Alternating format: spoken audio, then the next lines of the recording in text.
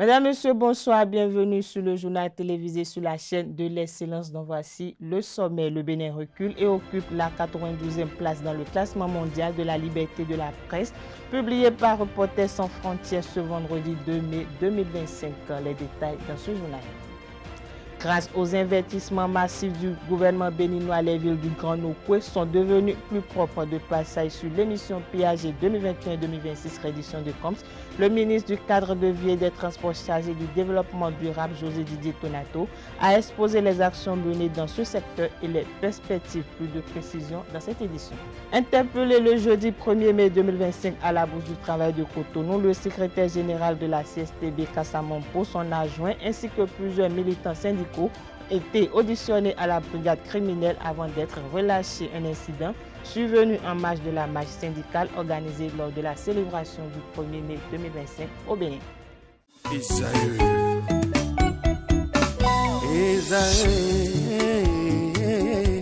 Vous recherchez une école de référence pour une double formation universitaire et professionnelle de qualité? Voici l'opportunité à ne pas rater. L'École supérieure d'administration, d'économie, de journalisme et des métiers de l'audiovisuel ESAE vous offre des programmes d'enseignement en licence et en master orientés vers l'emploi qui font d'elle une référence à travers les filières de l'administration générale et territoriale, l'administration du travail et de la sécurité sociale, droit, diplomatie et relations internationales, administration hospitalière, universitaire et intendance, journalisme et métiers de l'audiovisuel et toutes les filières des sciences de gestion. Une seule adresse, www.esae.bj.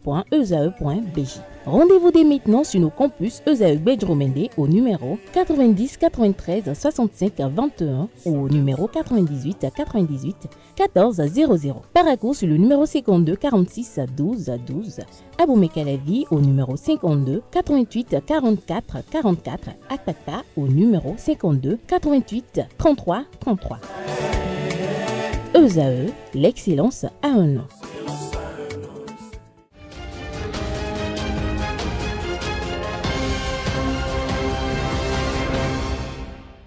À nouveau, bonsoir. De 89e place en 2024, le Bénin a chuté au 92e rang sur 180 pays et recule donc de 3 places au Bénin. Le Code de l'information et de la communication adopté en 2015 consacre les modalités d'exercice du métier de journaliste. Si ce texte a supprimé les peines privatives de liberté pour les délits de presse et garantit le droit d'accès aux sources publiques d'information, le cadre légal est régulièrement contourné pour s'attaquer aux journalistes, souligne Reporters sans frontières. Depuis 2018, informe RSF, le code du numérique est utilisé pour condamner ceux qui exercent en ligne, notamment via l'accusation de diffusion par voie électronique de fausses informations affectant la tranquillité publique et complicité de diffusion. Reporters sans frontières note également que le paysage médiatique est marqué par l'absence de grandes entreprises de presse. La plupart des médias ne sont pas viables et sont confrontés à l'étroitesse du marché publicitaire, a-t-il ajouté. Depuis 2016, le gouvernement du président Patrice Talon a mis en place le projet de modernisation de la gestion des déchets solides ménagers. Il s'agit d'un programme ambitieux qui vise à résoudre durablement la problématique de salubrité urbaine afin d'améliorer les conditions de santé publique. Lors de l'émission réédition de comptes PAG 2021-2026, un entretien télévisé co-animé par les confrères William Choki de la télévision nationale et Éric Guédénon de Canal 3 Bénin, le ministre en charge du cadre de vie et des transports chargé du développement durable a exposé le bilan des réformes engagées dans le secteur du cadre de vie. Suivez plutôt. Dès le 16 décembre 2016 que le programme de modernisation et de rénovation de la gestion des déchets était au cœur du lancement du programme d'action du gouvernement, donc c'est du PAG. Donc on n'était pas uniquement parti sur les infrastructures, la voirie, l'assainissement, mais le gouvernement était déjà conscient que la question de la salubrité était une question essentielle et que ça participait vraiment de l'image de nos villes en général et donc de l'image du pays. Et qu'il fallait très tôt s'attaquer à ça, d'autant plus que vous l'avez dit vous-même, Cotonou, notre capitale économique, était dans un état d'insalubrité indescriptible. Ce n'est pas Cotonou seulement, la capitale politique Porte-Nouveau aussi, et les autres villes en général, notamment les chefs de département, étaient jonchés de tas d'ordures.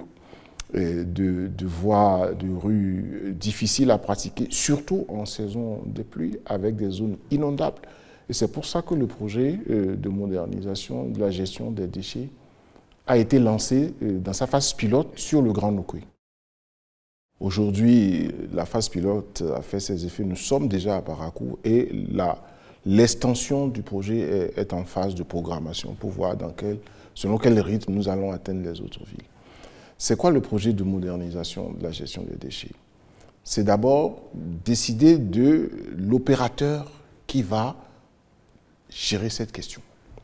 On avait le choix entre la mise en gestion déléguée de ce service qui est un service public où l'État créait sa propre structure et après avoir examiné plusieurs scénarios, compte tenu du niveau de responsabilité que le gouvernement voulait, il a été décidé que la société de gestion des déchets de la salubrité soit créée pour que l'État ait une prise directe sur l'opérateur et oriente ses actions et soit également en mesure de superviser et de contrôler, voire même de sanctionner si les choses ne se passent pas bien. Donc, il y a eu un opérateur. Ensuite, il y a eu la mise en place d'une architecture de gestion des déchets, les points de regroupement, les centres de transfert, les centres d'enfouissement technique qui sont ce qu'on appelle généralement les décharges finales.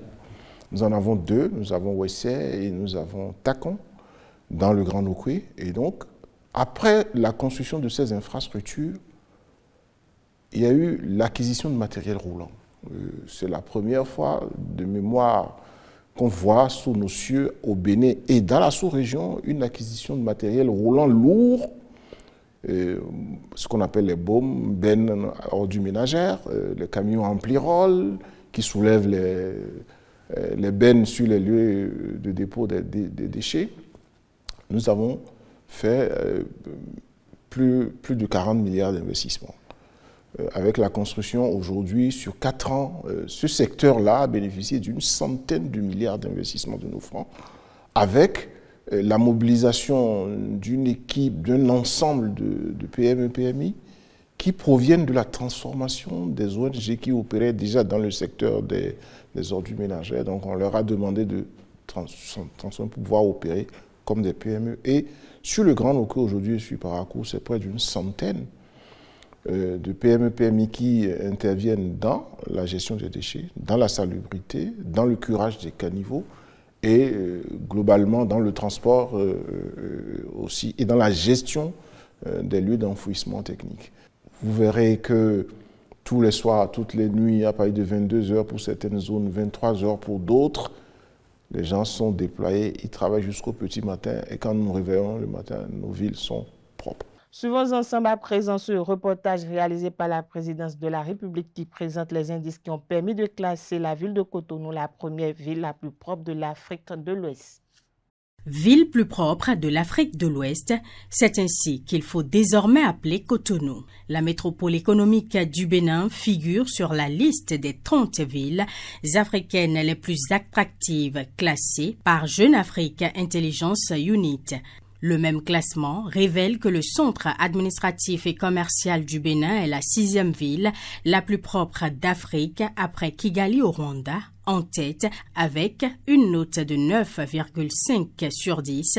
Elle est suivie de Rabat au Maroc, d'Alexandrie en Égypte, de Gaborone au Botswana, du Cap en Afrique du Sud et de Cotonou au Bénin avec une note de 7,3 sur 10. C'est un résultat qui témoigne des efforts consentis par les structures centrales et délocalisées, les initiatives privées ainsi que la prise de conscience en faveur de l'amélioration du cadre de vie au Bénin. Cotonou se transforme et bouge. Elle est aujourd'hui plus propre que plusieurs autres villes d'Afrique. Pour réaliser cette évaluation, Jeune Afrique a mené l'enquête auprès d'un échantillon de près de 2000 personnes. Elles ont livré leur perception de la propreté des villes concernées sur une échelle de 0, extrêmement sale, à 10, parfaitement propre. La propreté urbaine est un service public du quotidien, un élément important de l'image d'une ville.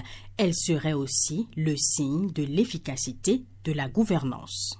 Dans un autre registre à présent, le chef de l'État, Patrice Talon, a procédé à la nomination des membres du conseil d'administration de l'Agence territoriale de développement agricole de la vallée du Niger à travers le décret numéro 2025-141 du 19 mars 2025. Le président Patrice Talon a porté son choix sur 7 personnes pour la composition du conseil. En effet, Félix Baguidi est choisi par le président Patrice Talon pour diriger le conseil. Les membres du conseil sont nommés pour un mandat de 3 ans renouvelable qui court à compter de la date de leurs installations. Ils ont pour mission de définir les orientations stratégiques de l'agence et s'assurer de leur mise en œuvre. Les ATDA sont chargés de la mise en œuvre des programmes liés aux filières agricoles dans leurs zones d'intervention respectives.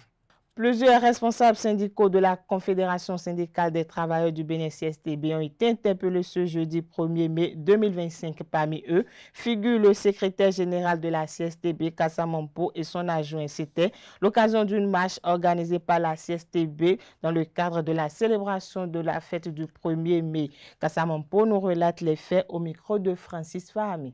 Nous avons encore rempli les formalités très tôt. On a déposé la déclaration de marche le 16 avril pour donner aux autorités le temps nécessaire pour la programmation de leurs forces, peut-être chargées de nous aider à l'encadrement de la marche. Mais malheureusement, sans nous avoir informés de ce que le gouvernement ne voulait pas que la marche ait lieu, c'est le matin de la marche que nous avons constaté que sur les lieux de rassemblement, la police était là pour disperser. Du coup, nous avons dû trouver rapidement des solutions pour ébranler nos équipes dans 2 directions pour aller les rassembler à d'autres endroits et organiser la marche. Et tous les 2 groupes ont convoyé vers l'Étoile Rouge qui était le réceptacle des manifestants, qui était l'endroit où on devrait faire le meeting de commémoration. Alors quand nous l'avons fait, nous sommes arrivés à l'Étoile Rouge et à la Bourse du Travail où nous avons voulu commencer nos différents messages dans l'esplanade de la cour quand la police est venue. Alors qu'on était à l'intérieur de la Bourse du Travail, la police nous demande de rentrer dans la salle, la grande salle de la Bourse du Travail pour dérouler nos activités. Nous avons résisté, mais pour éviter que les activités ne soient perturbées, nous sommes rentrés. Mais, contre toute attente, le commissaire Dalokono, directeur départemental de la police républicaine, vient disons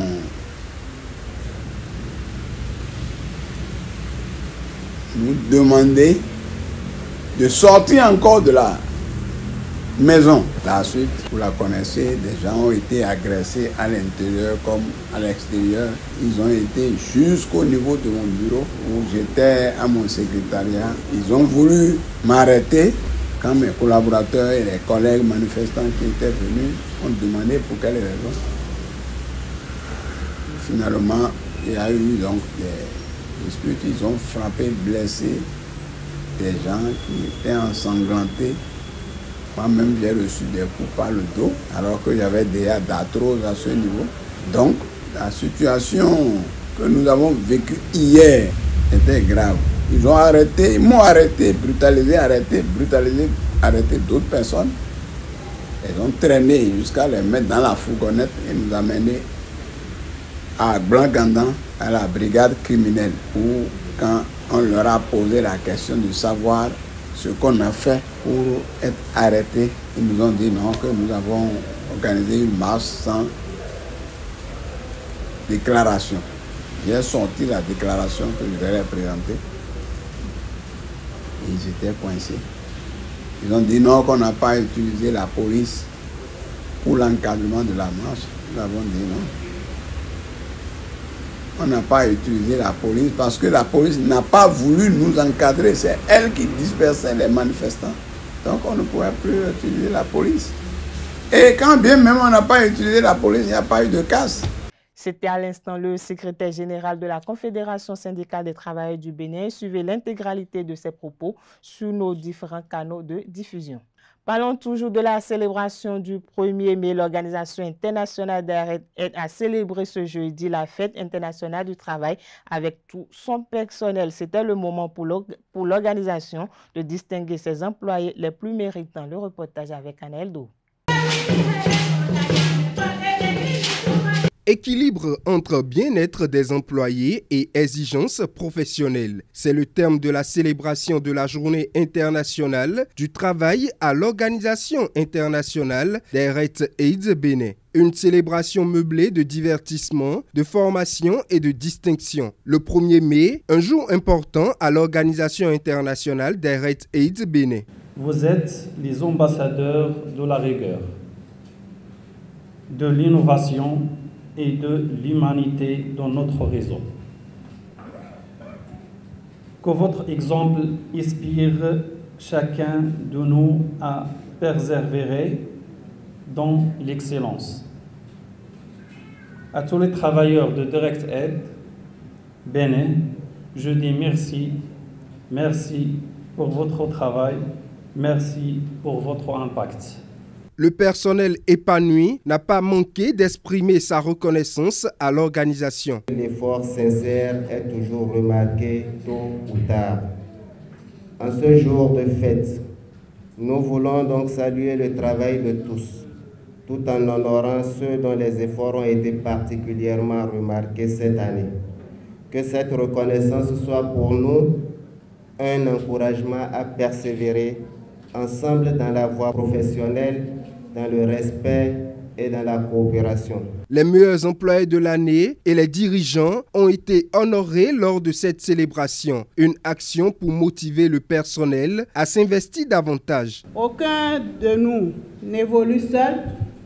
Nous avons la chance de faire partie d'une famille professionnelle unie dans un environnement de travail paisible où le sens de l'écoute et l'accompagnement du travailleur sont les maîtres mots. Ce témoignage nous est fait aujourd'hui pour les efforts consentis au long de l'année est une grande marque de considération, mais encore une source davantage de motivation renouvelée. Cette reconnaissance, nous ne la recevons pas seulement comme une récompense personnelle, mais plutôt l'aboutissement d'un effort collectif qui s'assimile à un encouragement à continuer à donner le meilleur de nous-mêmes afin de contribuer efficacement à l'amélioration des conditions de vie de nos communautés. L'Organisation internationale d'ARET AIDS Bénin, avec cette célébration, a stimulé son personnel pour de meilleures performances. Parlons santé dans cette édition. La journée mondiale de l'asthme est organisée une fois par an à l'initiative de l'association Asthme et Allergies pour la France au niveau mondial. C'est la Global Initiative for Asthma qui œuvre, elle est fixée au premier mardi de chaque mois de mai. Il s'agit d'une journée d'échange et d'information réunissant professionnels de santé et asthmatiques. En cette journée, Quentin Amoussou nous propose un élément qui rappelle les causes et les conséquences ainsi que quelques précautions à prendre pour éviter le mal.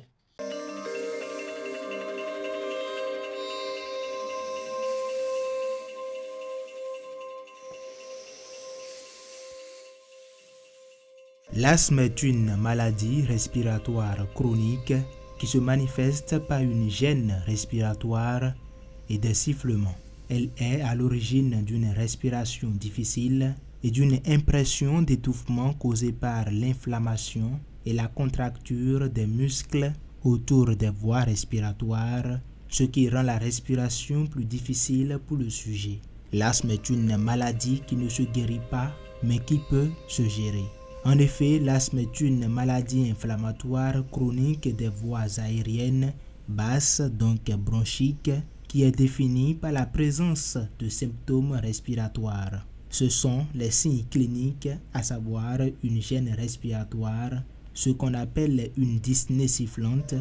Ça peut se manifester également par une toux sèche ou une sensation d'oppression thoracique, et tous ces symptômes sont variables dans le temps et en intensité. L'asthme affecte les poumons. Les symptômes peuvent se manifester sous la forme d'une toux, de sifflement, d'un essoufflement après un effort ou plus ou moins intense, d'une sensation d'oppression au niveau de la cage thoracique, c'est-à-dire dans la poitrine, d'une respiration sifflante et une difficulté à respirer normalement. La fréquence et l'intensité des symptômes de l'asthme peuvent varier d'une personne à une autre et en fonction du moment de la journée. Et ils sont généralement plus fréquents la nuit ou tôt le matin. Plusieurs facteurs peuvent déclencher des symptômes d'asthme ou les aggraver. La prédisposition génétique à l'allergie combinée aux facteurs environnementaux externes sont souvent des facteurs déclencheurs de la maladie. L'inhalation de vapeurs irritantes ou de fumée peut occasionner une gêne respiratoire ou une crise chez un asthmatique. Certaines fumées sont particulièrement nocives, comme la fumée de tabac qui contient de nombreuses substances irritantes pouvant aggraver l'inflammation des bronches et déclencher une crise d'asthme.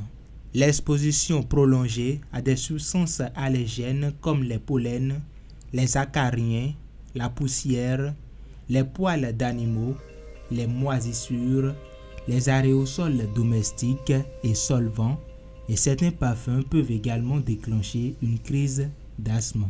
Pour traiter la maladie de l'asthme, il est important de savoir que le meilleur traitement contre l'asthme demeure la prévention. Pour éviter une crise d'asthme, il est déconseillé aux malades de fumer ou de fréquenter des lieux enfumés, de s'exposer aux facteurs qui peuvent déclencher ou favoriser la maladie, d'utiliser des produits irritants pour les voies respiratoires. Si l'évitement des facteurs déclencheurs n'est pas suffisant pour maintenir une bonne maîtrise des symptômes, il est également recommandé aux personnes asthmatiques d'avoir recours à des corticostéroïdes inhalés qui permettent de traiter l'inflammation persistante au niveau des voies respiratoires. Les éléments de la police républicaine ont procédé du 21 au 27 avril 2025 à l'interpellation de 16 individus pour diverses infractions à Godomé, arrondissement de la commune d'Abomey-Calavi. Parmi les individus, 6 ont été arrêtés pour détention et commercialisation de cannabis et 2 pour défaut de présentation de pièces d'identité. Il y a également un individu interpellé pour vol. 7 individus ont été épinglés pour trafic de produits psychotropes. La police a saisi entre autres 3 motos, une clé passe-partout et une quantité importante de comprimés psychotropes et de chanvre indien.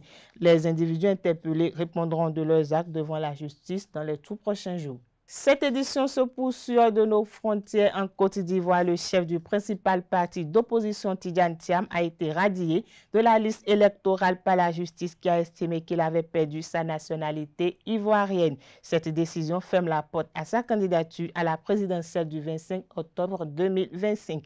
Une décision jugée politique par ses partisans. Au micro de Francis Fahami, Joël Ataï-Guédégbé, expert en gouvernance, se prononce sur les implications politiques de cette radiation. Suivons ensemble. La première implication, c'est de raviver la tension préélectorale. C'est ce qu'on craignait le plus pour la Côte d'Ivoire. On croyait que les vieux démons avaient été exorcisés. Et il est étonnant qu'un vieux parti comme le PDCI se retrouve dans cette situation. On peut se demander également comment l'état-major du PDCI ou de M. Thiam a pu travailler sur sa candidature sur tous les aspects. On découvre là quand même qu'il y a une fragilité qui n'a peut-être pas été assez bien soignée. On n'a pas senti une réelle communication politique pour anticiper sur ce qui vient d'arriver. Au mieux, avons-nous pu entendre M. Thiam en temps rassurer qu'il avait renoncé à sa nationalité française. Mais c'était mal compté avec ceux qui avaient plus d'un tour dans leur sac et la persistance de ce type de disposition dans le code de nationalité, de la nationalité de la Côte d'Ivoire. Est-ce que le PDCI va s'organiser un peu comme le PASTEF a su le faire pour suppléer au pied levé à l'invalidation de M. Thiam par M. Bignon? N'oublions pas que dans le cas du PASTEF, il y avait vraiment unité d'action, d'ambition pratiquement entre M. Sonko et M. Faye. Ici, il y a eu d'abord le temps de la rivalité entre M. Bignon et M. Thiam, bien que M. Bignon ait pu se retirer avant la convention. Il peut être effectivement une alternative spectaculaire. L'unité peut se refaire de manière inattendue entre les uns et les autres. Ce n'est pas parce qu'il s'est retiré que forcément les liens étaient redevenus des plus amicaux. Donc il va falloir au PDCI retrouver l'unité de pensée, d'action et démontrer qu'il est un dinosaure, qu'il est un parti au long cours avec lequel il faudra compter. Mais c'est bien trop tôt pour le prévoir, pour le dire.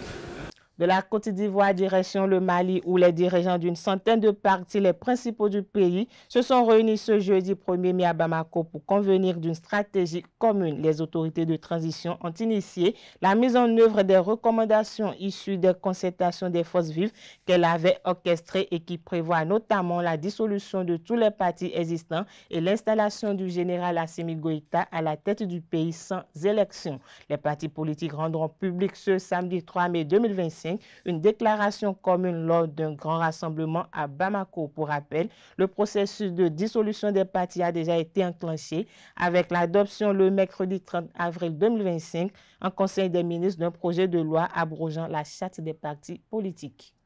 Israël a mis en exécution sa menace contre la Syrie en bombardant ce vendredi 2 mai 2025 autour du palais présidentiel à Damas après que le chef de la minorité druze, protégé par le pouvoir israélien, a accusé le pouvoir du nouveau président syrien de génocide. Dans un communiqué, la présidence syrienne a qualifié la frappe israélienne menée à l'aube près du palais présidentiel de Damas de dangereuse escalade. C'est une pratique régulièrement utilisée par l'armée israélienne, une frappe aérienne visant un lieu très proche de la cible qui est réellement menacé. Mais ce qui est inhabituel dans cette attaque israélienne, c'est précisément l'objectif réel, le palais présidentiel à Damas. Cette action de l'aviation israélienne intervient alors que le jeudi soir, des centaines de membres de la communauté druze israélienne ont manifesté.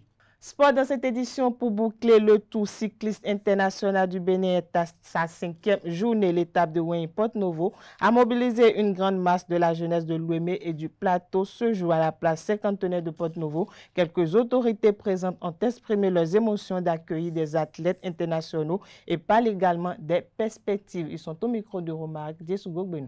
Depuis quelques jours, le regard est focalisé sur ce qui se passe au niveau de notre pays. Donc il y a plusieurs jeunes. Vous avez vu les villes que vous avez traversées, il y avait des jeunes qui étaient en liesse et qui ovationnaient ce qui se passait. Donc c'est sûr pour ces jeunes qui vont adhérer à cela et qui iront aux entraînements du cyclisme chaque fois, et ils vont se délaisser des autres vices que nous sommes en train de dénoncer tous les jours. C'est l'occasion de remercier la Fédération béninoise du cyclisme qui depuis plus d'une vingtaine d'années travaille pour révéler le Bénin à travers le sport, à travers le cyclisme. Et aujourd'hui, l'événement que nous célébrons n'est plus un événement national mais d'envergure où nous avons plusieurs pays qui participent et depuis quelques jours sont au Bénin traverse notre pays et laisse de belles impressions et révèle davantage l'image de marque que le Bénin projette. Donc nous sommes très contents d'avoir accueilli ce tour dans le département de Lomé et surtout dans la ville capitale. Et nous souhaitons bonne arrivée à tous les cyclistes, à tous nos hôtes et nous leur promettons un accueil chaleureux sur le territoire de Lomé et nous disons bon vent à tous les athlètes qui compétissent. Le Tour cycliste international du Bénin, effectivement, je peux dire que je suis témoin oculaire, puisque j'étais au niveau du site où on doit vous recevoir quand, bien sûr, l'escorte est arrivée avec ces cyclistes-là.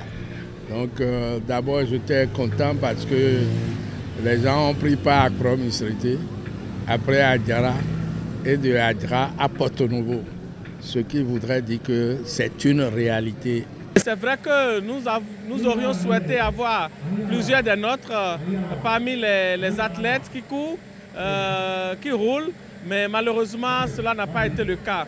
Et ce n'est qu'une partie remise et ça nous interpelle à travailler davantage, à mobiliser nos pédaleurs, s'il faut le dire comme ça, pour qu'à la 21e édition, le Bénin puisse se représenter massivement. Parce que plus on est nombreux, plus on maximise notre chance de se voir au podium. Et ça, nous allons y travailler avec la fédération qui connaît déjà les enjeux et qui sait la thérapie adéquate qu'il faut appliquer. Également présent à cette étape, Issa Amadou, analyste sportif, et Alla Kwame, président de la Confédération africaine de cyclisme, ont décrypté la performance des concurrents et salué l'organisation. Ils sont toujours au micro de Romac Desugogwenu. Du point de vue course, le Sud-Africain Reinhard Jens van Rensburg continue de garder le maillot jaune. Il a déjà, on va dire, mis sur ses épaules depuis la première étape Niki Parakou et jusqu'à la deuxième étape. Et là, jusqu'à la cinquième étape, il continue de garder ce maillot-là.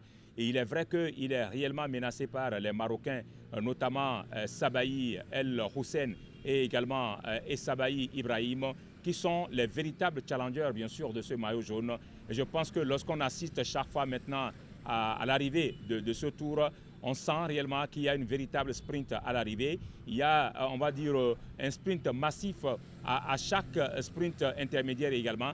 C'est-à-dire que, franchement, au niveau compétition, on se régale, on sent réellement de la compétitivité, on sent réellement que les athlètes veulent gagner le tour. On sent que chaque athlète, chaque cycliste, chaque coureur plutôt, a envie, bien sûr, d'endosser le maillot jaune. Chose qui est certainement difficile. Et je pense que jusqu'à l'arrivée à la place de l'Amazone, nous allons vivre certainement un sprint autour du maillot jaune. Le maillot jaune, faut-il encore le rappeler, c'est quand même le maillot le plus convoitisé par tous les cyclistes.